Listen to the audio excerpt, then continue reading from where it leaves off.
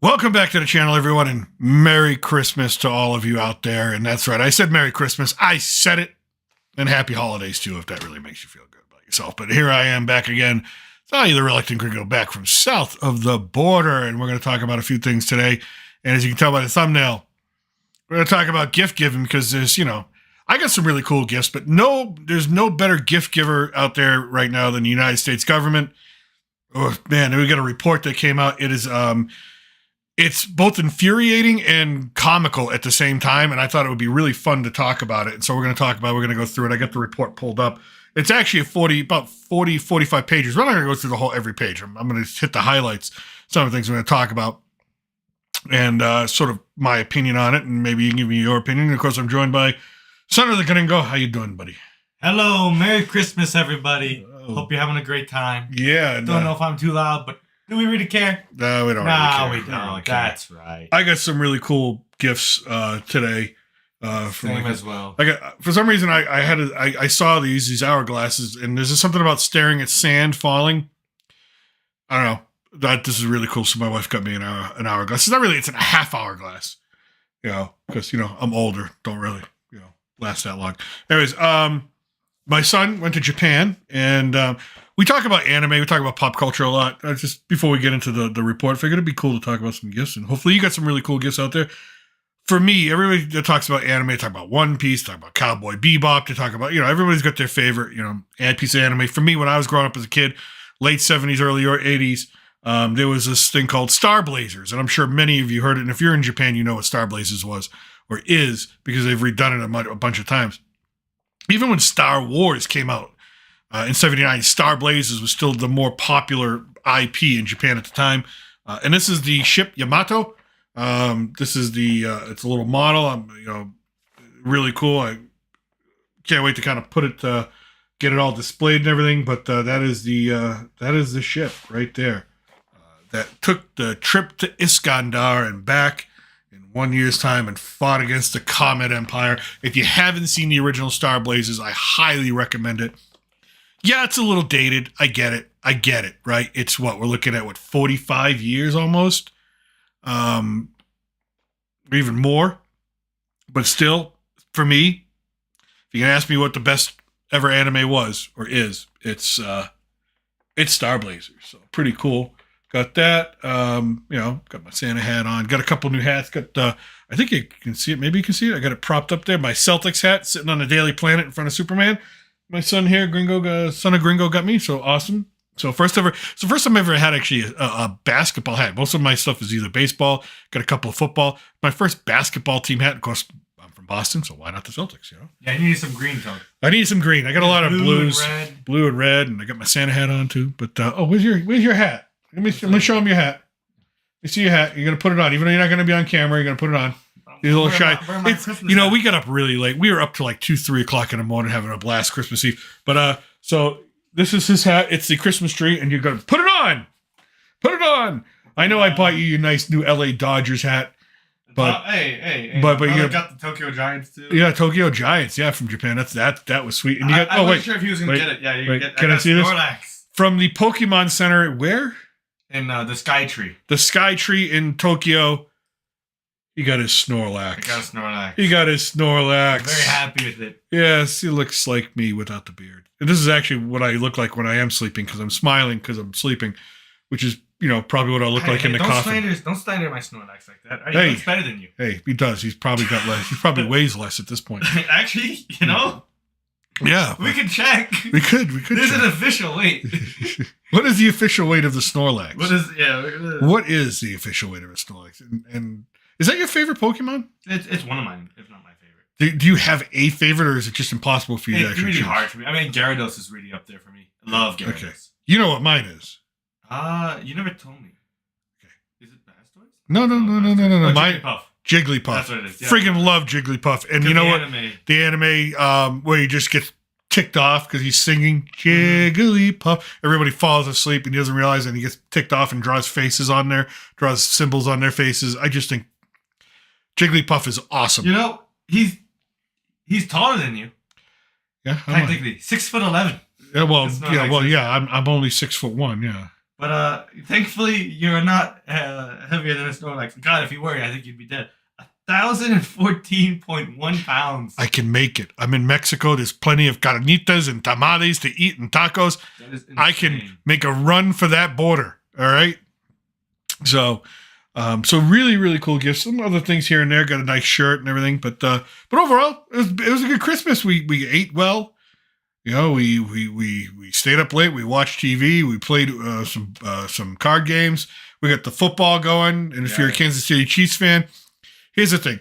You know what? I know there's a lot of hate out there for the Kansas City Chiefs and whatnot. And I'm not a Kansas City Chiefs fan. All right. I don't want to see them win, but I can't complain. I grew up in Boston. I had Tom Brady for 20 years. I know what it's like to be hated. I know what it's like to have a team that just constantly seems like it always wins. So, you know what? It's just somebody else's turn. Anyways, so with the gift giving, and hopefully everybody got a good gift. I hope everybody out there got a really good gift. We're going to cut to, let me see if I can get this. I should have it up. Here we go. There it is. Let me be right back here. Let's see here. There it is. This is the Festivus Report 2024. This is an actual government report put out by the office of Senator Rand Paul from Kentucky. If you don't know who he is, you often see him on the news clashing with Dr. Anthony Fauci. Those two really don't like each other very much. But every year he puts out this report on spending. He calls it the Festivus Report. You know, we all know Festivus. And government waste. And there's a lot. And I'm going to go through this real. I'm going to get down here. Okay. He highlights a bunch of stuff. And some of this stuff is just ridiculous. And so the thumbnail, Elon Musk has talked about the Department of Government Efficiency, Vivek Ramaswamy. I don't know. I think they're smart people. Don't get me wrong. I think they're extremely smart people. But the bureaucracy and spending bureaucracy of the U.S. government, that's a monster. And it might be even too much. I don't know. It might be too much of a monster for him. I think so. It's amazing. So we're going to start with we're going to go through a few of these I find really kind of. And here's the thing: when I read reports like this, they do make me laugh because how ridiculous they are, what we spend money on. But the other part is, then I think of like all the homeless veterans out there. We always talk about everybody, and woke culture talks about marginalized groups. There's no more marginalized group out there than U.S. veterans who've come back and have nothing nothing because they're injured, maimed, whatever happened to them, they died and their families are left with nothing, their children are left with nothing. To me, there's no more marginalized group out there than them. So when I see all this wasted spending, and I think, well, we could just buy all these guys and girls homes, or pay for their mortgage, or do what these famous charities are doing now on their own, which they shouldn't have to. It just blows my mind. Or when I see the fact that, healthcare costs so much or whatever the case may be, we think about all these fundamental things. And then some of the stupidity I'm going to read, this is all real. This is not made up. This is actual government reporting. So first things up, ghost towns on the government dime. The federal government spent $10 billion. Now this is just in 1 year. Spent $10 billion on maintaining, leasing, and furnishing almost entirely empty buildings. Let me repeat that again. $10 billion on maintaining, leasing, and furnishing almost entirely empty buildings. Now, this is pre-pandemic.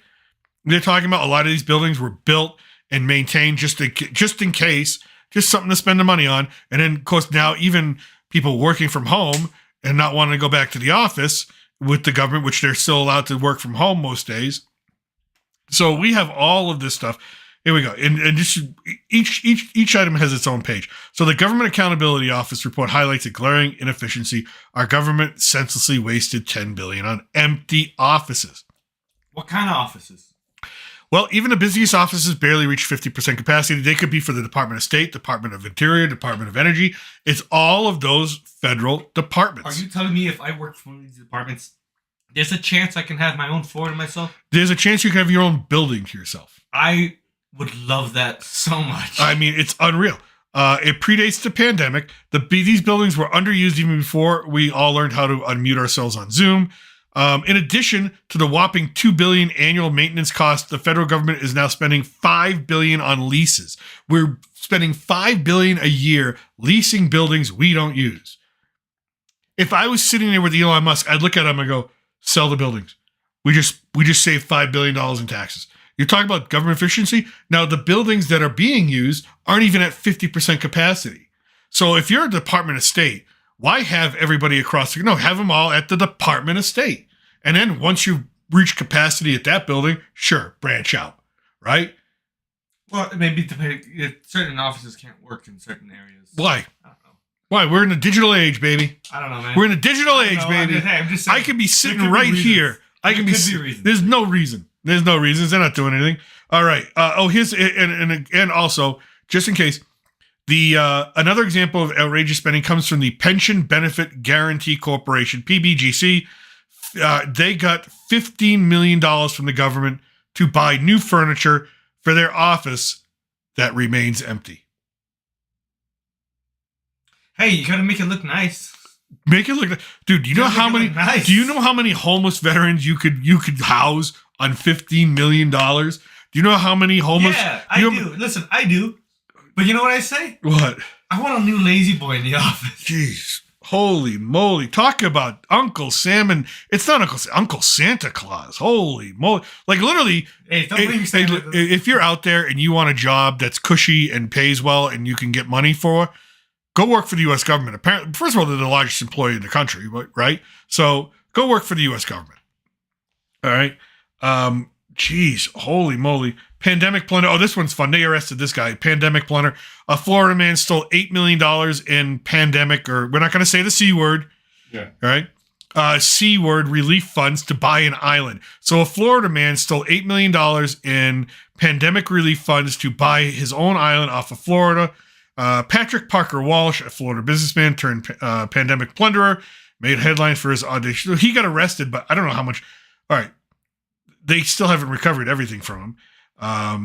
Fraudulent activity stole over $280 billion from pandemic relief funding, with an additional $123 billion being squandered or misused. These losses, for pandemic relief from the U.S. government, we spent $4.2 trillion. 10% of that losses they count for approximately 10% of that is at least fraudulent. But you got a cool island. But you could get a cool island. Well, I mean, if that's the picture, it doesn't look that cool. I think you meant to develop it. I don't know. It looks swampy. It's Florida. It's Florida. Are you surprised? Maybe he likes gators. There's probably a gator. A couple of gators. Probably a couple. Some gators, some snakes. Maybe he was Jeffrey's friend. He's looking for a new island. Oh, here we go. Pickleball fans. If you live in Las Vegas, you should be enjoying the new Department of Interior's $12 million pickleball court or complex. That's right. The U.S. government decided pickleball was so popular in Las Vegas, they were concerned that people didn't have enough places to play pickleball. You know, for things that are like worse, it's not too bad. I mean, it's not great. A 30-court regional pickleball complex in Las Vegas, Nevada. Are people using it? $12 million. I don't care. It's $12 million. To spend on pickleball. But people are using it. To spend on pickleball. Like public works. To spend on pickleball. Like, public works. How about the bridges that are falling down all over the country? That's for the cities to figure out. It's not for the cities to figure out. For the love of dear, really? And then when the pickleball fad ends in about a year, we're going to have a $12 million homeless encampment is what it's going to be. It's been going for a lot longer. It's going to end. I mean, come on. It's pickleball. It's surprisingly popular. Apparently Las Vegas has more pickleball players than Elvis impersonators, and these racket-wielding enthusiasts are running out of places to play. The city's pickleball players are in such a pickle that the federal government has set aside 5.43 acres to ensure they have ample space to serve, volley, and smash their way to pickler fame. Oh, my dear. Maybe that's too much space. My dear. I think I could have used that space a little better. I don't mind like some coins. And yet poor kids still have to apply for loans to go to college. Woo! Yay. Oh, come on. Don't gotta worry about that no more. Come on. I graduated. That's called hey. Here you go. For all of you Fox News fans out there, or conservative news fans, taxpayers, that's right. If you are a conservative, your tax money went to the Fund for Disinformation Index. The Department of State spent $330,000 to fund a censorship of non-liberal and conservative media. So they gave money to this outlet called the GDI, which basically is owned by Microsoft. So here we go. Global Disinformation Index, run by a company called Xandr, which is actually owned by Microsoft. Which, according this was all leaked out from emails to the Washington Examiner. So, among the 10 riskiest outlets, the 10 most riskiest outlets out there to listen to, and if you listen or read these people, you're a risk. You're a risk. All right, bad people. People who read the New York Post. Isn't that America's oldest newspaper? Well, actually, the first was Public Occurrences in Boston, but that doesn't exist anymore. I mean, existing ones, right? Yeah, so one of the oldest, the American Spectator. If you watch Newsmax, if you read the American Conservative, if you watch The Blaze or One America News, or if you watch the Daily Wire, isn't that Ben Shapiro and all those people? I believe. Oh, dangerous people, Ben Shapiro. You look at him, you think, wow, that guy's a threat. Oh my God. What a threat. Reason, Real Clear Politics, or The Federalist. Basically, you are a risk. You're a risk. Now, meanwhile, left-leaning outlets like the New York Times, the Huffington Post, NPR, and BuzzFeed were conveniently labeled as less risky. So that's the beginning of government censorship right there. That's what that is. I mean, we talk about free speech. To cook up a blacklist of conservative and non-liberal media outlets on government money, I mean, there's got to be something unconstitutional about that. Probably, but we won't know for a few years. I mean, granted, it's only $330,000, and some of the things we're going to talk about and some of the things we've already talked about, that's just a drop in a bucket. But you know what? $330,000 here in Mexico, you live 20 years real easy. Okay? So anyway. Yeah, we would. Snack attack. Uh-oh. Oh, you know what? This is why I'm loving that RFK Jr. is going to get into this, right? The Department of Health and Human Services awarded $2 million to study kids looking at Facebook ads about food. I'm good. $2 million. Okay, first of all, what kids are on Facebook? Okay. These days. Yeah. Two? Yeah. Who looks at food ads? I'm not sure. For fun. So basically, the Department of Health and Human Services wanted to know if advertising affects our food habits. Okay. Listen, give me the $2 million right now. You write me a check. I'll tell you right now. Yes, it does. Yes, you watch McDonald's commercials on TV. I get a craving. You get a craving, right? You watch I think about that Yeah. quarter pounder with cheese, and large fries, and a cola. Royale with cheese. All right. I want one. But dear God, damn, I want $2 million to study this. Let's see here. Yet what seemed obvious to the everyday consumer has warranted an extensive taxpayer-funded investigation at one of the nation's leading universities. It's like we're paying to prove water is wet. The Department of Health and Human Services has allocated a generous $2 million to a research team at New York University. Of course, it's New York University, tasking them with the mission to unravel the influence of social media food advertising on the dietary choices of adolescents. Kids eat crap. I was a kid. You kids out there, we all eat crap when we're kids. You eat crap now. You're still a kid. You're barely an adult. You eat crap. Okay. That's true. Okay. I take care of myself though. Okay. You take care of yourself. You know, all I care about is I want to bring. I mean, not anymore, but I just hope this next generation of kids can bring cupcakes for their birthdays to their class. Michelle Obama prevented that from happening. Yeah, true. That and they ruin our school lunches. My school lunch used to be all right. Now it was shit. Yeah. It's terrible. Oh my Fix God. that. We're monitoring snack attacks, basically. Monitoring cravings. Oh my God.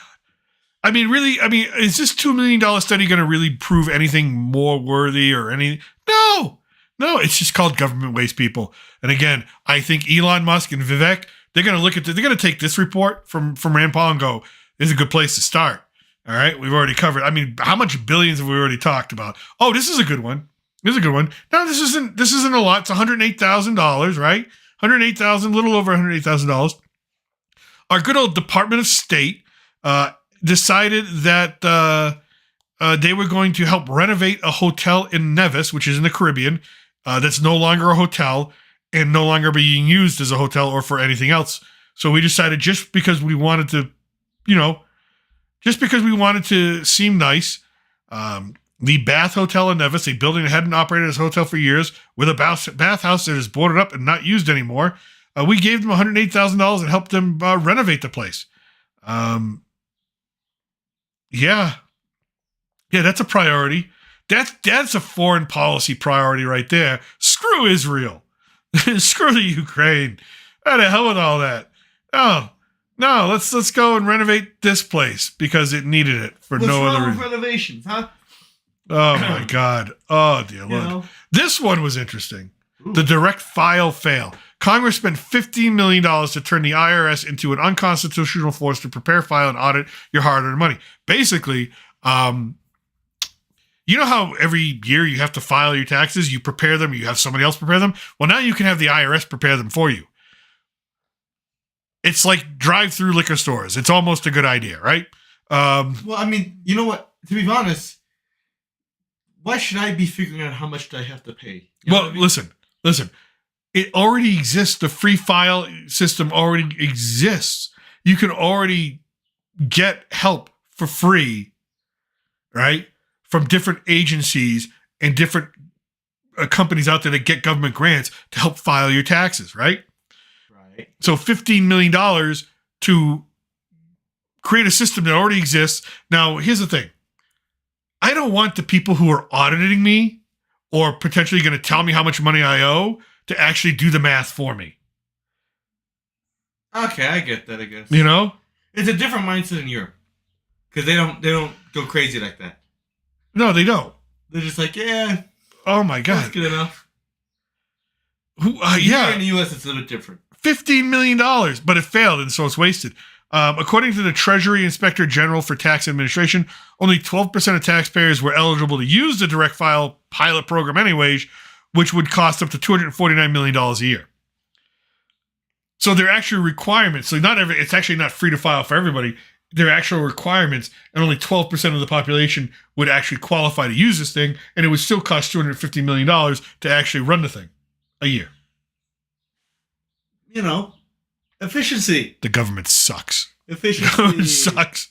Woo. Oh, wait. Upcoming is my favorite. This is my favorite. All right. The Department of Health and Human Services spent over $400,000 to determine if lonely rats seek out cocaine more than happy rats. I can't make this shit up, folks. I really can't. This is an actual study. They wanted to know if lonely, depressed rats were more apt to seek out narcotics than happy social rats. These are the questions we have to be asking, Gringo. As a society. These are the questions. Of course, it's New York University again. It's New York University again. I thought about applying at NYU for a master's. I'm looking at it. Think about it now.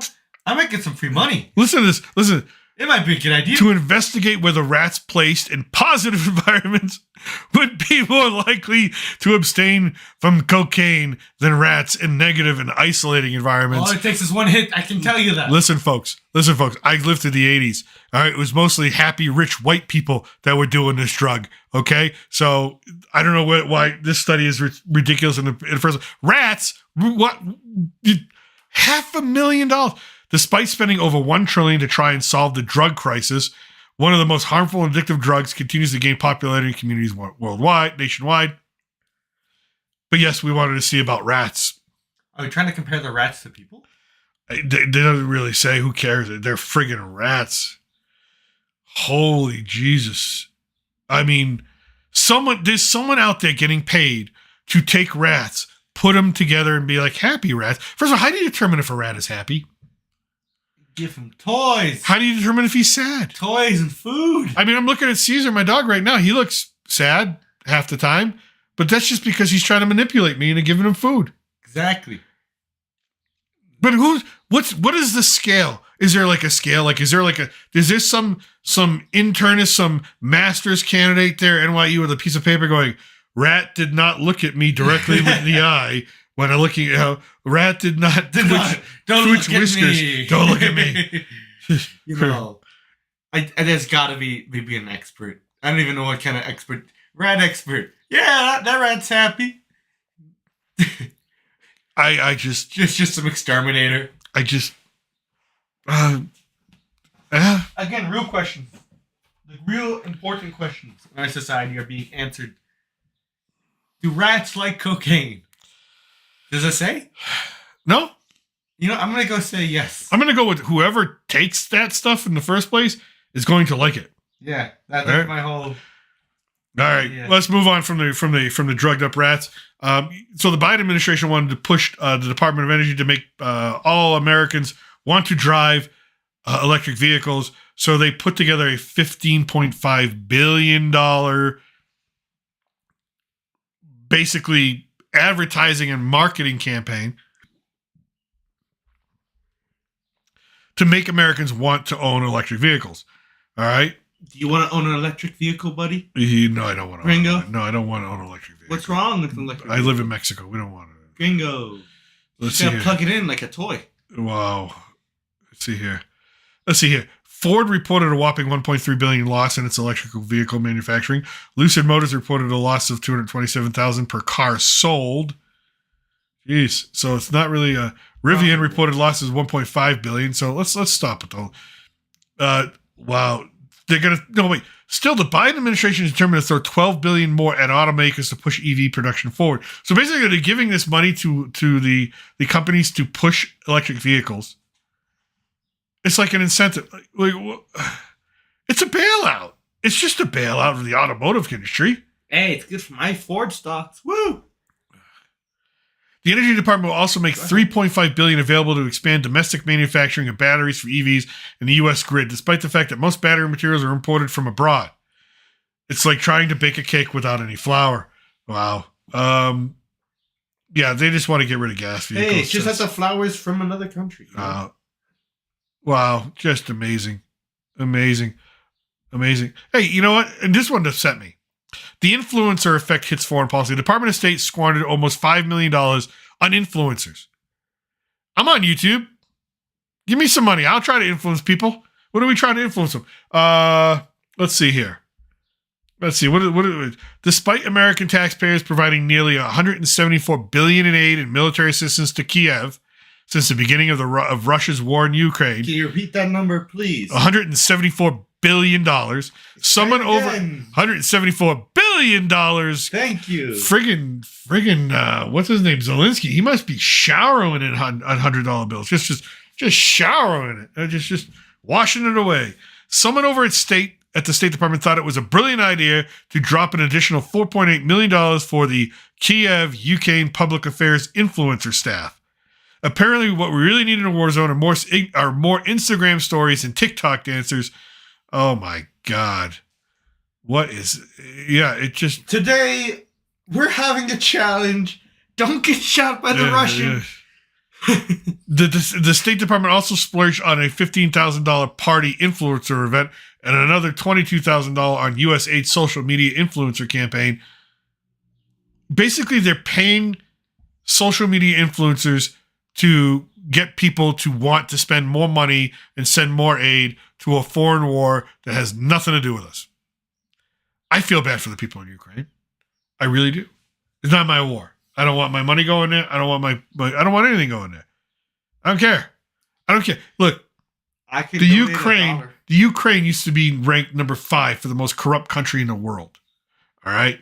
It's still one of the most corrupt countries in the world. It's got one of the most corrupt scorings of any country out there. I told you, my friend, he's from Ukraine. Yeah. He'll tell you about it. He's like, oh yeah, you got like Mercedes wandering around. I'm like, where's the money going? He's like, pockets. He's Ukrainian. He was actually a soldier. He didn't have to fight though, thankfully. It is a money laundering scam, is what it is. He studies now. Oh my God. What is this? The National Endowment for the Arts spent $365,000 to promote circuses in city parks. Yay! Send in the clowns. Does anybody go to circuses still? I don't know. When was the last time anybody out there go to circuses? Have I gone to a circus before? I don't think I've ever brought you to a circus. No. I've been to a circus. I was in a circus when I was a little kid. Maybe I went once. It was terrible. It's just circuses. Circuses. They're vital. $400,000 for circuses. Sir, they're vital. I don't want to hear They're it. vital for what? For entertainment purposes. Oh my God. What the frick? All right, moving on from the circuses. Girls just want to have fun, or in this case, funds. The Department of State again, seems like the Department of State's just burning through money, spent $3 million for girl-centered climate action in Brazil. How dare you? Greta, what is it? Thunberg? She's just what a piece of work she is. Wait. This time they've outdone themselves, spending $3 million via hard-earned tax dollars to a Netherlands-based organization. And what does that organization do? Apparently, the climate cannot be saved without first dividing it up into gender-based silos, because as we all know, carbon emissions and rising sea levels are deeply concerned with inclusivity. Oh, my God. According to the grant details, the program is designed to empower young women to become climate leaders by integrating equity and inclusivity into environmental activism.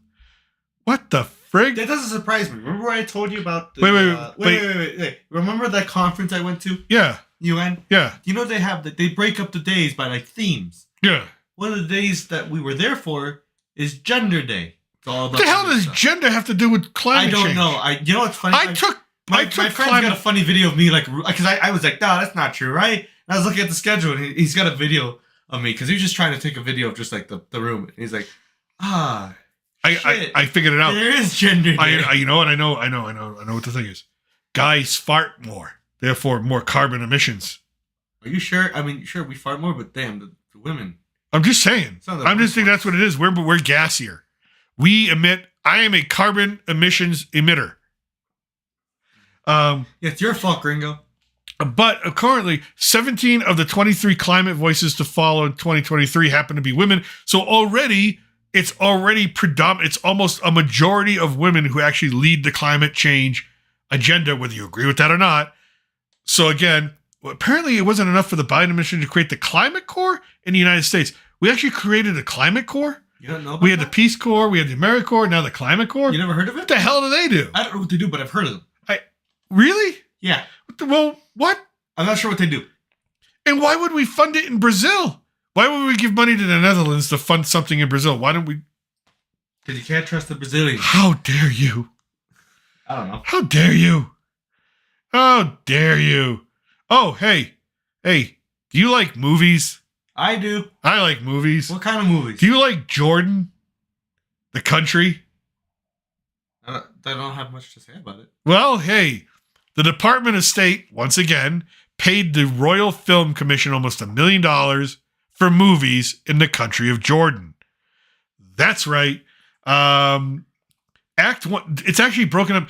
Imperial March for Act 1, spending $20,000 to promote a movie franchise that earned over $1 billion. Wait a minute. We actually paid so that the country of Jordan could screen Star Wars.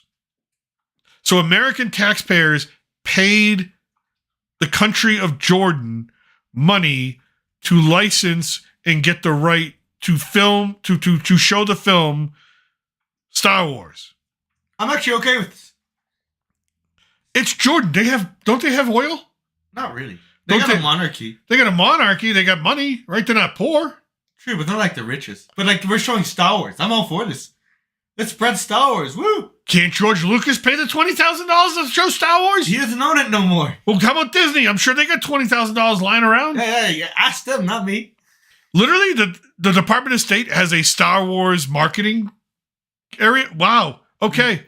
Dude, this should be your job. Again, here it's the movie premiere you never knew you funded. Holy crap. All right. Act 2 is a riveting saga of filmmaking capacity building workshops with a price tag of $65,000 for probably each workshop. In this chapter, American taxpayers equip Jordanian filmmakers with the skills to enter the film and TV. Yes, that's right. Wow. We are training them. We are training. If you're in Jordan, if you're in the country of Jordan, and you want to be in TV and film, we'll pay for your education. What? Wait, how does this help us? It makes us look like we're good people. I guess. Okay. Act 3, for just $50,000, the American Film Days project, where the Department of State aims to dazzle Jordanian audiences with a showcase of high art films. Hollywood and the entire film industry should thrive based on merit and private fund. Oh my God! So if Hollywood wants to show their films in Jordan, I'm sure they can pay for this. Why are we funding this? Oh, for a mere $5,000, you funded a 5-day workshop on handling a boom mic and getting those shadows just right. Oh my! It just goes on. It just goes on. Just holy jeez. Oh, there's Darth right there. That's right. Darth Vader, some Stormtrooper Imperial Guard, right? All right. Woo! Woohoo! All right. I can back this. Holy crap. I can back this. Oh, there's an Act 4. Delves into 2 years. An Act 4. Delves into a $300,000 project. 2-year project to connect established American women filmmakers from New York Women in Film and Television to filmmakers in Jordan and advise them as they develop and produce new documentaries and web series. And then we also spent almost $500,000 to increase the appeal of Jordan's film industry. Holy Jesus. Holy Jesus. Oh my God. Oh my God. Do I even want to get into all I see is Prince William. And I see Prince William. This one's going to get bad, isn't it? Oh my God. The Department of State spent $345,000 on football engagement to counter terrorism. I'm sorry, wait, what? What kind of football? Soccer. What the frig? Wait, how does that fight terrorism? Well, I don't know. I'm sure. In 2022, the U.S. Department of State spent $100,000 on a grant to counter recruitment and build resilience against terrorism and violent extremism for at-risk communities in Albania, primarily using sport as a means of engagement. The grant went to the Football for Peace Foundation, which is based out of London, England. Not only did the government spend nearly $100,000 on football, or according to the recipient's website, advancing sport diplomacy initiatives in another country, but the State Department also apparently believed funding this initiative would help stop violent extremism. No, it really hasn't. Then we spent another $250,000 to do it. What? We can't fill potholes, folks. Who cares about these people in Albania and these at-risk kids? This Prince William, let him pay it out. Man, Jesus, what the hell? This is oh my God. Ooh. I remember this company, Yellow. Remember the truck company, Yellow? Yeah. Yeah, we gave them $700 million. They still went bankrupt. Damn. Even with mismanaging. We even gave them all the government contracts that they could take so they could stay. We still give them in a pandemic era alone. They still went bankrupt. That's $700 million gone by. Bailout. Bye-bye. Bye-bye. Sweet. Bye-bye. Bye-bye. They were going bankrupt anyways, and we still gave them. How could a trucking company go bankrupt during pandemic? That's all the things everything was getting trucked. Talk about mismanagement. We still gave them $700 million? Holy Jesus. Oh, crap. Here we go. Do you like bird watching? When I'm at the park, sure. Do you like bird watching when there are girls around? Do you feel unsafe, uncomfortable because they're not quite your gender? I never really cared. Well, you know what? If you care now, the National Science Foundation has spent $288,000 to ensure bird watching groups have safe spaces and affinity groups. So if you're a transgender bird watcher, there should be a space in your park for just transgender bird watchers so you don't feel uncomfortable while checking out the swallows. Bum, bum, bum. Isn't a park a public space? It's a great question, son. And also, too, Who gives a shit? Like, when did this thing? Like, this is a thing. This is a fear. This is yeah. I don't feel safe because you don't have the same genitalia as me. Bird watching clubs based on identity characteristics. Are you effing kidding me? Is there a Mexican bird watching group? Elon, if you're out there, please stop this one. This is the one you got to stop. Okay, this is the first thing you got to. The first thing you're gonna be like, listen, you want to watch birds? I don't care what your gender is. Okay, and not as anybody else. Is there a lot of friction among bird watchers? Like, have you ever been bird watching and been like, I don't want to bird watch with that transgender. We check out them with the binoculars. That's a tranny. Like what? What? I don't know. Oh my god. Turns out that the most, Oh my god. What would be the word to describe a person who just discriminatory people? I guess. Discriminatory group? Dude, I'm still good. Dude, I'm only on page 22 of page 41. Ah, Jesus. We're not going to go through the whole thing, but I mean, oh yeah, by the way, you hear a lot about the debt, the national debt. Every year, well, this year we paid $892 billion just on the interest of our credit as a country. That was just our interest. That wasn't our actual debt. It was just the interest. So, yeah, we're screwed. Oh, Ethiopia. Well, I mean, the Department of State again. Oh, someone's honking their horn. Go screw. $500,000 to expand the U.S. Embassy in Ethiopia. Okay, that's okay, I guess. Reasonable. I guess I could, if it needed expansion. Do we got a lot going on in Ethiopia? I got some friends. I remember in the 80s, we were like trying to feed those people because they were, starving Marvin and all that. But what's terrible? Okay. Little quick story. That one I'm okay with. I'm okay with the expansion of the embassy. I got a few Ethiopian friends, and I was asking them, have you guys ever watched South Park? Because I was curious if they ever heard of this. Yeah. Starving Marvin character. Starving Marvin's the best. Season 1, folks. Season 1. They had no clue about it, and I said, guys, what I'm about to show you is something that we created in the U.S. I don't see you guys this way. I showed them Starving Marvin, and they're like, is this how you guys see us? I'm like, well, I think some people do. 20 years ago, baby. No Starving Marvin. That's my chicken pot pie. God bless Carmen. All right. I don't think you should. What the federal government spent $7 million on various magical projects. We funded a 3-season podcast series exploring how magical beliefs and practices have evolved in the United States since the early 1600s. Magic isn't real. We used to burn people. At stakes. What in the frig? Are you kidding me? I feel like I could be using this money a lot better. What is it? The Department of Defense on a Magical City Discovery Center? Look that up. Department of Defense Magical City Discovery Center. What in the hell is that? Over $6 million? Oh, the National Science Foundation awarded somebody over $100,000 to study the magic school bus. What's it called? Magical what? Magic City Discovery Center, Department of Defense. What in the hell is this? Please tell me what this is. Please figure this out for me. Magic City Discovery Center. It comes up. Real? It's real.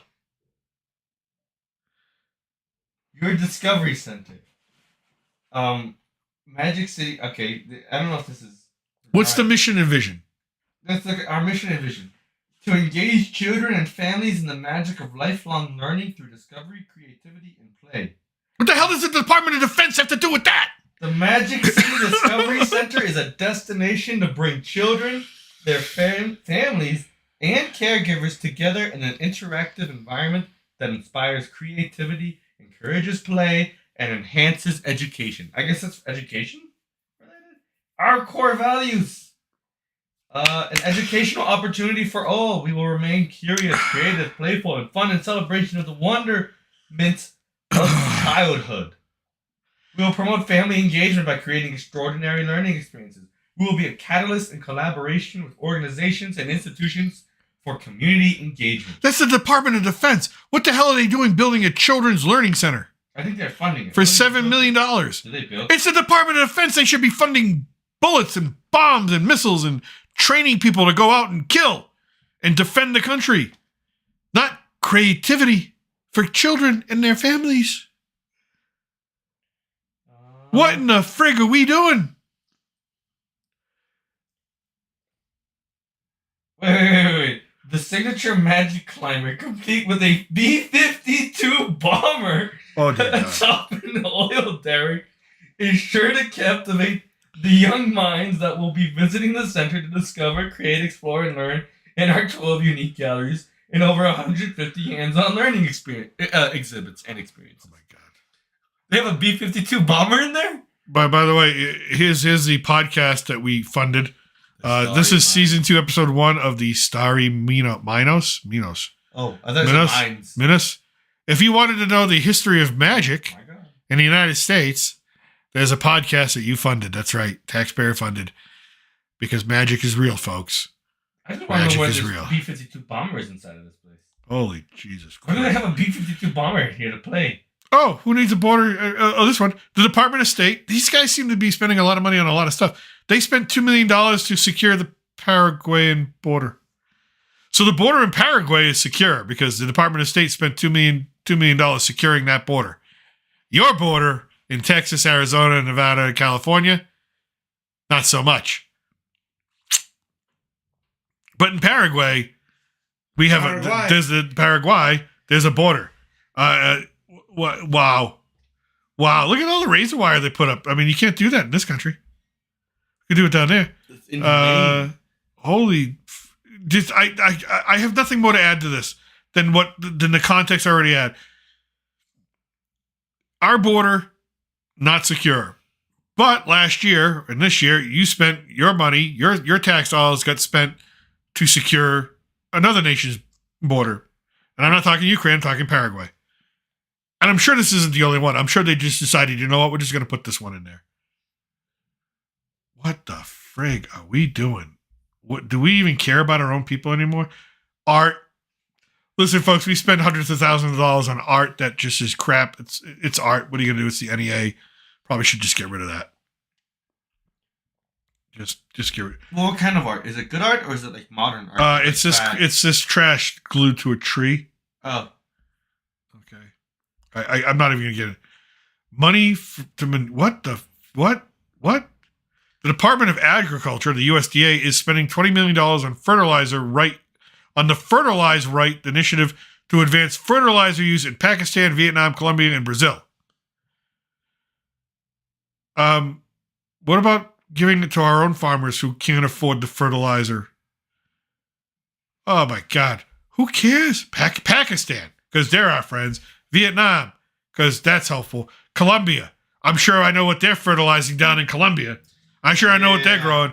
Brazil, because there's a country that needs our help right now. What in the frig? It's part of the Green Alliance. I knew. Oh, look. Dr. Fauci. All right. The National Institute of Allergy and Infectious Diseases and the U.S. Department of Agriculture spent $2.224 million on C-word experiments. Pandemic, the coof. Dr. Anthony Fauci, you knew he was going to get named in this, are experimenting on animals in the name of science. Well, okay. This is going to trigger you. If you like dogs or cats, this is going to trigger you. Just warning. This actually happened.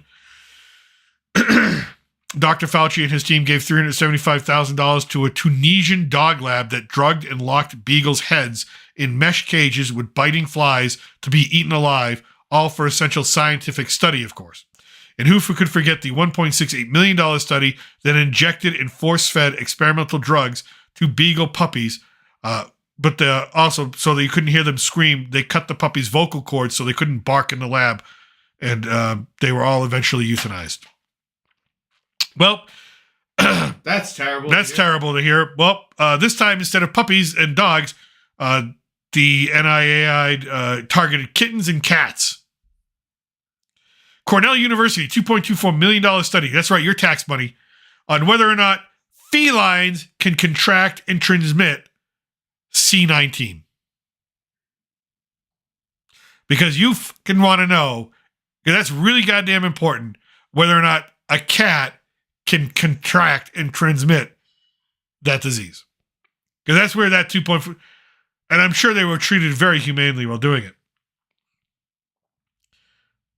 Unbelievable what they spent money on. This is ridiculous. Oh my God. Please, Elon, save us. Elon, save us. Oh, okay. The Department of State is spending $123,000 to teach Kyrgyzstan youth how to go viral on the internet. Basically, how to use TikTok. Well, you just do this dance here and do that dance there, and ta-da. Department of State is taxpayers have given Kyrgyzstan over $2.1 billion since 1992, which includes efforts to improve internet access and tutorials on how to use TikTok. Yep. So the next time you're in a hospital waiting room and you're wondering why your healthcare costs too much, here you go. This is the crap that we spend our money on. Oh my God. Spinning kittens for science and motion sickness? Well, this sounds like fun. What the hell is... There's actually a diagram here. What is that? Yeah, with the cat, and it's in this machine. $1.5 million to learn that your money is being used to electroshock young kittens, torturing them for hours on end, and to the point that they vomit. Since 2019, $1.5 million worth of taxpayer money has been going to these medieval type experiments. This is not some distant dystopian future. It's happening right now at the University of Pittsburgh, courtesy of a grant from the NIH. So in the University of Pittsburgh... What's the purpose of this study? To electrocute cats until the point where they vomit. And what does that help discover? I'm trying to figure out, once sufficiently trained, these kittens are strapped to a hydraulic table that tilts and tilts and spins in all directions, side to side, up and down in a full 360 degrees, sometimes completing an entire rotation in just 5 seconds, all in a gruesome effort to induce severe motion sickness. Their eyes are subjected to bright flashing lights, and if the spinning and lights don't do the trick, researchers inject copper sulfate directly into their stomachs to guarantee that the kittens will vomit. Why? We haven't figured out why. An experiment that can only be described. What the hell? Why? Some of these kittens have holes drilled into their skulls. What? Allowing the researchers to lock their heads into place during the spinning and shocking. What? But these aren't just ordinary cats. They're zombified before the real torment begins. Through a process known as decerebration, the researchers sever or completely remove parts of the kitten's brains while they're still alive. This leaves the kittens alive, but devoid of any cognitive function, turning them into unresponsive shells that can be spun, shocked, and abused without resistance. America. What a country. Imagine the suffering. Okay, still not what. Here's the goal. According to the NIH, the purpose of these experiments is to study how different species, such as cats and monkeys, apparently they must do this to monkeys too, respond to motion sickness. I feel like there's a better way to do this. Basically to help us treat our own vertigo and our own motion sickness. Is motion sickness such an epidemic out there that we need to actually do this to animals? I'm not like a PETA guy, but you know what I mean? This seems like something PETA should be screaming about. I don't think PETA probably knew about this. Till now. That might be one of the cruelest things I've ever read in my life. Yeah, Merry Christmas. That's pretty cruel. Merry Christmas. It's pretty backwards. What the? All right, I want to meet the people who's okay with drilling holes in the heads of these kittens. I want to meet the complete, absolute fucking psychopath that can grab a kitten and go, let me drill into this kitten's skull and sever his brain. Like, I want to meet this person. And I want to look them in the eye and tell them, you're an effing psychopath, and I want to punch him in the face. University of Pittsburgh, boys. Hey, more cat stuff. What's with it in the cats? What's with the cats? Oh, this is DARPA. Oh, crap. Oh, we're going to get real. Okay. Oh, God. The Department of Defense. Almost 11 million. What do these cats do to deserve this shit?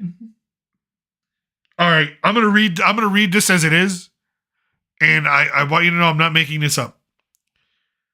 When George Orwell wrote 1984, he couldn't have imagined the bizarre dystopian reality we find ourselves in today, where tax dollars are being spent to shock cats into having erections and defecating marbles. And yes, you read that correctly. Marbles? I really can't believe what I just read. This is a government-funded program. Wait, I'm sorry. I need a reread on that line. What? We are spending $10 to $11 million to shock cats, electrically shock cats into having erections and defecating marbles. Why do they have marbles in them? There's accompanying pictures. Okay. There's pictures. What? Gringo. First out, second out, third out, partially. Oh my God. There's actually, if I blow that up, that's cats being electrically shocked into shitting out a marble. Gringo, I need some explanation. Okay. So you got water in that bottle? I need something to drink. A little bit. Give me this. I got some. This is holy crap. Gringo, what am I reading? What are you making me read? Gringo's like, it's just gonna be a fun Christmas stream. I really talking about cats shitting marbles. Oh Jesus. Gringo. All right. The Department of Defense, under the Defense Advanced Research Project Agency, known as DARPA. So the Department of Defense, through DARPA, funneled almost $11 million of your tax money into grotesque and extremely invasive experiments on cats. Where? At the University of Pittsburgh. What's it in Pittsburgh? Go Steelers! That's not. That's good. Go Pitt. I think that's Pitt. I'm not wrong. All right, this is going to get a little gross. So trigger warning to anybody. This is going to get weird. Researchers at the University of Pittsburgh sliced open the backs of male cats to expose their spinal cords, then inserted electrodes which fired off electric shocks while the incision was still open to make cats have an erection. I'm not making this up. The horror doesn't end there. These cats were then subjected to even more electric shocks, sometimes for up to 10 minutes at a time, before having their spinal cord severed to paralyze their lower bodies. And just for good measure, the shocks continued for another 10 minutes, all this in the name of science. Fuck science at this point, all right? All right, and if you thought this was bad, brace yourself for another research experiment. Oh, God. At Pittsburgh, University of Pittsburgh, go Steelers. All right. Attached electrodes to cats' spinal cords and inserted condom balloons into their colons and marbles into their rectums. I'm sorry, what kind of balloons? Condom balloons into their colons and marbles. You know marbles? Yeah, I'm familiar, Gringo. Thanks. Into their rectums. The objective? To force these poor animals to defecate the marbles via electric shock. Oh my God. One poor unfortunate cat had to endure 11 minutes of relentless shocks just to expel 4 marbles. Nothing says national defense quite like torturing cats to poop marbles. What does this help us discover? I haven't gotten to that part yet. What do you mean, Gringo? It doesn't say why. Just wanted to do some sick shit. I don't mean sick isn't cool. I mean sick isn't twisted and demented. It doesn't say why we're doing this. Gringo. I can't think of a reason why you would want to do this. There's some sick motherfuckers out there. Yeah. They're called scientists. These are sick people. They're twisted. This is sick. Okay, we're getting south of the border here. Duck waste. What? Okay, apparently we care about the ducks in Mexico. I care about the ducks in Mexico. I like the ducks. Hey, don't the ducks. Listen, they've already been cruel to these animals, all right? If there's one good animal thing, I'm all for it right now. The Department of the Interior spent almost over $700,000 to conserve wetland in Mexico for the ducks. That's nice. Can't Mexico conserve their own wetland? Can't we conserve our wetland? Gringo, did you see what we do to cats? I don't think we got that concern anymore. I just, wow. I really am. I'm gonna look at the picture of the duck for a moment and figure. The picture of a cat squatting out of marble. The picture of a paralyzed cat electrically being shocked to squat out of marble. I just don't get it. All right. Well, why did we fight the war in Iraq? Weapons of mass destruction? Nope. We didn't find weapons of mass destruction. It's because where the 9/11 terrorists came from? Nope. None of them were Iraqi. Was it for oil? Maybe. No. But the real reason? So we could fund their very own Sesame Street. That's right. Big Bird goes to Baghdad. The Agency for International Development, USAID, is spending $20 million on Alan Sim, a new Sesame Street show in Iraq. That's right. There are kids in this country that can't afford their lunches or get the food and nutrition they need at the schools. There are kids who can't have a library at their school. There are kids who don't have internet access. But fuck it. The kids in Iraq need friggin' Elmo. Oh my God. $20 million because it's going to promote inclusion and mutual respect in a country where half the time they have madrasas, which are schools set up to teach to hate us and to kill us as Americans. Okay. Yep. So we're sending the Muppets. So when you see that Iraq war veteran without legs and you wonder what he fought for, it's so we can have fucking Sesame Street in Baghdad. And so we can spend $20 million of your tax money doing that in Baghdad. Even though the Sesame Street Workshop probably makes more money off of marketing and merchandising of their characters than most IPs out there, we are going to spend the $20 million. You and me. So when you're filing your taxes in a couple of weeks, make sure to check that box, the Big Bird box. Yes, send Snuffleupagus to Baghdad. Holy crap, we're wasting tons of money. I don't know if I can read any more of this. Abandoned ship? What the hell is this? 90 billion? 90 billion? On the Navy? Okay. All right, what did we do? What did we do? What did we not do is the question. The Navy requested proposals from two shipyards to decide between them and get the best ship for the money. Okay, that's Congress authorized 10 ships for both design, despite neither design's prototype having been tested or evaluated to even a minimal standard. Wait a minute, so Congress is designing ships? Who the hell put Congress's I'm all for this. Are you effing me? I want one with a big gun. They can't pay the electric bill on time. We almost shut down a week ago. Okay, one was built in Alabama and one was in Wisconsin, spreading out the billions of dollars that Congress and the Navy must have known the LCS program would generate for the military-industrial complex. The LCS, these new ships, have demonstrated an astonishing number of failures. Oh my God. The ships were undermanned, causing the crew to get 25% less sleep than the Navy standard. The ships had cracks in their hulls and transmissions that ground themselves apart. Who the fuck built these ships? Maintenance manuals for the ships were written in foreign languages, leaving crews unable to make basic repairs. Gringo, what do you mean? Wait a minute. Congress? The U.S. Navy spent $90 billion on ships, and the repair manuals for the U.S. Navy military personnel were written in foreign languages, not in English, so they couldn't make their... This is government right here, folks. What the frig? A seal on one of the ships malfunctioned, letting in seawater and ruining the engine. The ship is so flawed that it probably couldn't survive a direct hit, and its best hope in combat is the avoidance of detection.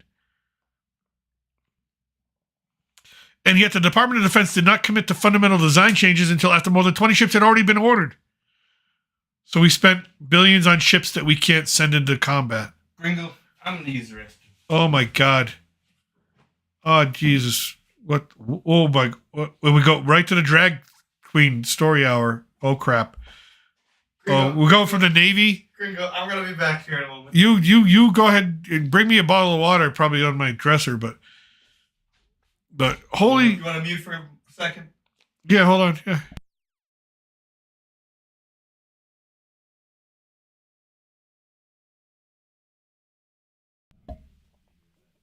I mean, I love reports like this, but this is silly. I hadn't read the last half of this report. What we're getting into is stuff that I'm just seeing for the first time. The first half of the report I read, I was like, wow, this is hilarious and it's ridiculous, and I wanted to share it with everybody. But my God, there is zero. I mean, any efficiency that Musk and Ramaswamy can bring to this government is going to save money, is going to save billions. It's going to save it just can't be. It just can't be. Just can't be.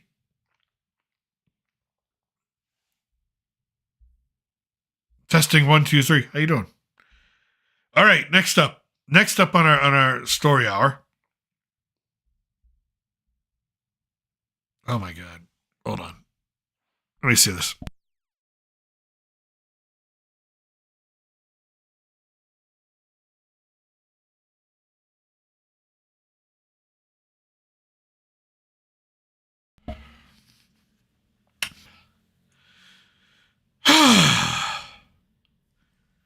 Dragging tax dollars into what the hell are we doing? Oh, the National Endowment for the Arts again. $10,000. That's not bad. I guess I can look over $10,000, I guess, maybe, to support the Bearded Ladies Cabaret, a show on ice skates. Drag ice skating, $10,000. All right. I hopefully the show's good, I guess. I don't know. I don't know what to say after the $90 billion. And what is going on here? The Department of State allocated $32,000 for breakdancing. Okay. And then that's the end of the report. This is, again, this is the Festivus report. 2024 comes out every year. I don't have words for a lot of this. I mean, I thought the cocaine rats were ridiculous, but some of this stuff just got absolutely silly. Those science reports. Yeah. Hey, how you doing? What's not the like? I know. Hey, you know what? I'll take the drag ice skating over the science experiments I read earlier that we funded for millions of dollars that were absolutely grotesque. If you don't have a weak stomach and you like cats or dogs, you just don't even go back and touch that part of the stream or read that part of the report. But yeah, this is amazing. It is amazing. What did I miss? You missed. We finally made it to the end of the report with drag ice skating. I'm sorry, what did you say? Drag ice skating. I'm going to need a little recap. What? Drag queens ice skating. $10,000. Give me a little one. I'll take a little one. We spent, and then $32,000 Department of State spent on breakdancing because you remember the Australian lady who made a fool of herself in the Olympics? Yeah. Well, apparently the Department of State loved her, so we did some drag ice skating. What? Huh? Did some breakdancing. I was going to say, what is that? Like, the correlation is not computing for me. Unreal. I mean, Gringo, that hat's a little too tight, so I'm going to go back to my old hat. What? Well, give me that one so people can see it. All right, I'll switch it. A little tight. That one's a little tight?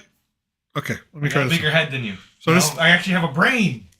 If I only had a brain. Wow, this is tight. Yeah, this is actually big. Yeah, this fits me. This is not good. Yeah. This is squeezing off my brain supply. Yeah, this fits me better. This is good. This hurts, actually. Yeah. Oh, you think I took it off, Gringo? Let me see how I look. Hold on, I got the monitor up here. Hold on. There you go. I look like You fixed it now. I look like a drag queen elf.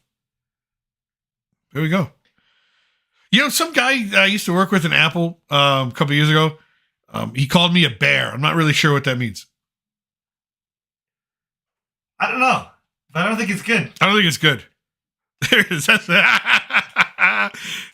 howdy doody. Yeah. Gringo, take the other hats before you lose circulation. No, this is good. This is it. I'm gonna wear this one. All right. So that's the Festivus report. We had a couple other things I really wanted to talk about. Just a couple things in pop culture. And you don't want to talk about cats shitting out marbles? No, I don't want to talk about the cats being electrocuted so that they poop out marbles. 10 years.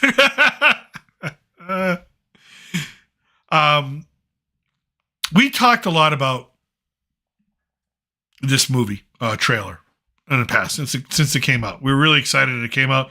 Still excited that it came out. James Gunn's getting a lot of crap about some things that he said about this trailer. And I think I want to look at it. Let's read what he actually said and let's take it for what it actually is. Okay? So he was giving an interview and he said this. We do have now, first of all, I'm really excited about this movie. I'm really excited. I thought the trailer was great. You go back and see that live stream and whatnot. We do have a battered Superman in the beginning. That is our country. I believe in the goodness of human beings, and I believe that most people in this country, despite their ideological beliefs, their politics, are doing their best to get by and be good people, despite what it may seem like to the other side, no matter what the other side might be. This movie is about that. It's about the basic kindness of human beings, and that it can be seen as uncool and under siege by some of the darker voices or some of the louder voices. All right? Within that brief statement, I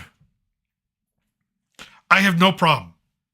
I don't see political divisiveness there. I don't see political bias. What I see is someone saying, country's divided, it's beaten up, and he's using that as a symbol, and he's trying to make a film that appeals to the better nature, build to the better nature of human beings in general. Okay, granted, when he says at the bottom, some of the darker voices are some of the louder voices, you could preface that you have those voices on either side. Some of the darker voices that you see come from, kumbaya, I know. But you know what? I'm tired of political. We got through the election. I'm tired of it. I'm tired of being just fighting. Tired of fighting. I just want to watch something that's nice. But anyways, a lot of those darker voices are on the left. But he leaves that out. And I think the inference is that the darker voices are on the right. So anyways, I'm excited for the people to get to see the essence of what we're doing because it really has been like the private secret that we've all been hoarding. We felt really good about it from like a moral place from the beginning. We felt like we were doing something good, both in terms of quality, in terms of actually something that's not a fascistic power fantasy. I'm not saying that about other hero movies in general, but it felt good to be doing something that was about person's kindness. Okay, fair enough. Now, my problem still exists with Creature Commandos, which is the first thing that he did. What did he do? he created a show, and it has GI Robot in it, who all he wants to do is kill, the bad guys from World War II, the N-word there, right? But who are those guys in Creature Commandos? They're right-wing white men. That's what they are. They're Southern gentlemen, beer drinking, swilling. They're portrayed as uneducated. So I'm kind of curious exactly okay, he says this, but what are we exactly going to get? Because what we've already got in Creature Commandos, which is the first thing for the DC studios and the DC universe that's getting rebooted, is something that is quite divisive. Now, did that kind of slow down a little bit in episode 3 and episode 4? Sure, it slowed down a lot. But it's still there in episodes 1 and 2. It's still right up front, and it's still a political statement. It's still a divisive thing. So, I don't know. It's a cartoon. I know it's a cartoon. He certainly referenced shaping Joy Bear. Yeah. Oh man, I can't stand watching that View anymore. I can't stand those. I see the clips all the time. Can't stand it. But I don't know. People always they're saying woke is over. That this is all gone. Hollywood. It's not. It just isn't. It's going to come back in a different form. It's going to kind of seep in wherever it can. It's, again, we talk about this. Woke is a religion because it's a movement. It's a philosophy. And whether you like it or not, it's there. It's like saying it's something that people are going to continue to put in. So I'm kind of curious to see exactly how Superman comes out. I expect there to be some political divisiveness. I don't know about, what do you think about that? But yeah. You don't care, do you? Superman is not your gig. No, I like Superman. I want to see a good Superman movie. Really? And look, the trailer looks good. I'm just gonna hope there's not like political, like super heavy political undertones. You know. I know. But it is what it is. Whoopi, your dark voice of Whoopi writes itself. Oh God. Like my buddy in the comment. Yes, it does write itself. So hopefully we do get something that is a little bit less left leaning. I mean, it is Superman after all. So, truth, justice, in the American way. And then I know we spent a lot of time, but I do have high hopes there. We're going to do the next comic book recap that we do will be Guy Gardner and Metamorpho. They're going to do those origins, so people kind of get that. The Engineer has been confirmed as a member of the Authority that is in this film, so we'll see that. And then last but not least, boom, Disney's boss explains the Acolyte cancellation. Now, I had to include this in today's because I read this, and I hated the Acolyte. It was a terrible show. What's the accent? Pittsburgh? No. The accent is a combination of Boston mixed with Texas, now also mixed with Mexico. A little Midwest. So you get a beer in me, you'll hear it. I don't have ours. So the Acolyte, I was told, and I reviewed every episode. I watched every episode of this terrible show, and it was terrible in every way. And I reviewed it. And I sat through it, and I was called so many names for saying what I don't like about the show and why I don't like it and why it doesn't scream Star Wars to me, why it was just badly written, badly acted, all that. It's called every name in the book, all right? But finally, Disney came out and said the Acolyte was canceled because, it says it didn't have anything to do with viewership status. Basically, it didn't get enough views. We were happy with our performance, but it wasn't where we needed it to be, given the cost structure of that title, quite frankly, to go and make a season 2.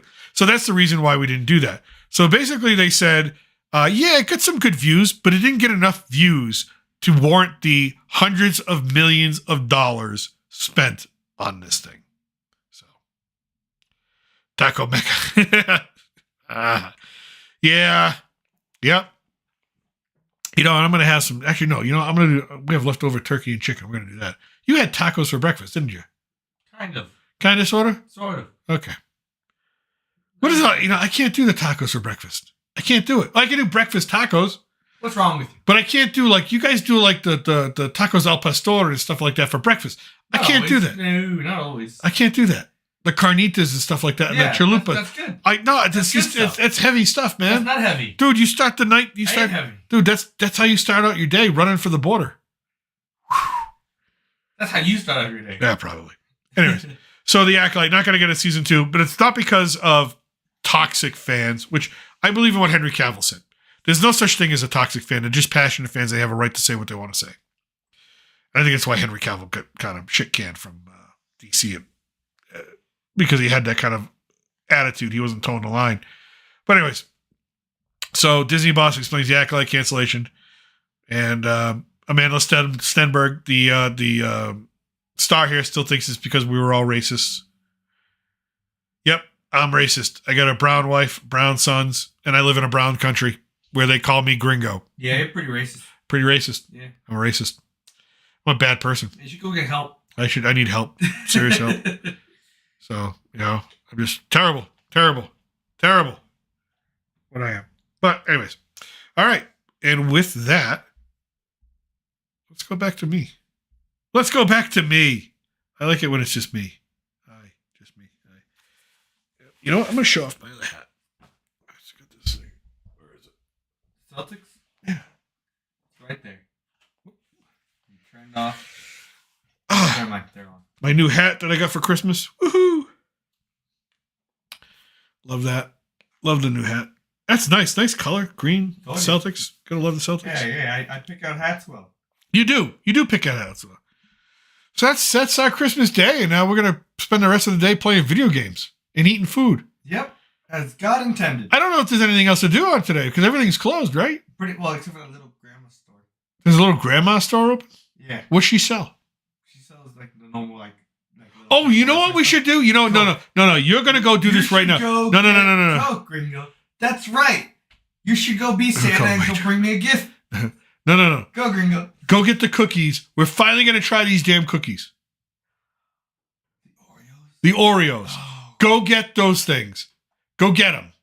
Are they in there? Are they in your room over there? Yeah. Go get them. We're gonna try these. Okay.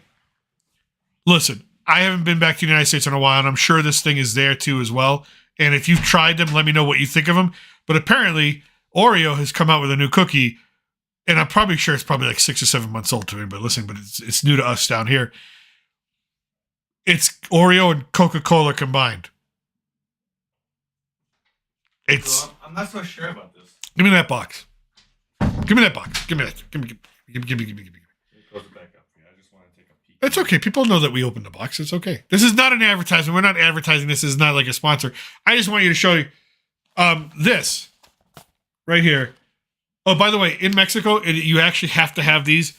This is government regulated. Excessive sugar, excessive calories, excessive saturated fats, excessive sodium. It's actually right there. They don't do that in the United States, I don't think, anymore. But all right. So this is Galleta Sandwich Sabor de Chocolate con Relleno Cremoso. Oreo and Coca-Cola Edition Limited. Okay. All right. Get over here. I ain't doing this by myself. It's a cookie. It's a cookie. Oh, they have a drink. There's a drink too. There's a Coca-Cola drink flavored Oreo. And I'm gonna try this. It actually smells like, you know, when if you drink a soda, a can of Coke, you drink it, but you drain it. You drain the whole can, and at the bottom, you're trying to dry You huff it. You huff it. You got that. Like I do. Okay, here. Listen, first things first, I love Coca-Cola. It's my favorite drink in the world, probably. And then second, I love Oreos. They're great snacks. They're a great snack to have while studying. Okay, wait a minute. It's red. Oh no. It's red on the inside. Should I be concerned? That's not a natural color. That's not like a color you find in nature, is it? Is it? What? It comes from beetles. The color for M&M's, the red, Yeah. comes from beetles. What do you mean it comes from beetles? Beetles in India. Well, how do they get it from beetles? They crush them up. Because the pigment on their shells is the red. Are you talking about eating dead insect? From like M&M's? Yeah. The red M&M's? Yeah. That color? Yeah. That's where the color comes from. A lot of colors come from a lot of weird places for like food. Naturally. It's not natural. All right, I'm not gonna bite I'm gonna lick the cream and then no. I'm gonna eat the Oreo like I normally eat a normal Oreo. No, I never eat an Oreo together. I always twist it off and have the cream. I do that for every other Oreo. And then I'll do a bite. I do that for every other Oreo. But all right, on the count of 3. 1, 2, 3.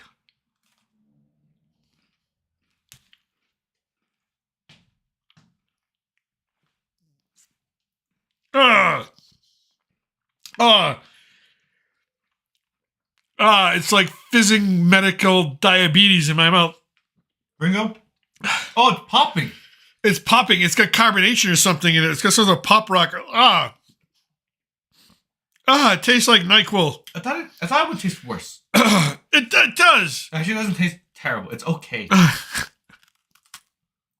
love Coca-Cola. I drink more of it every day.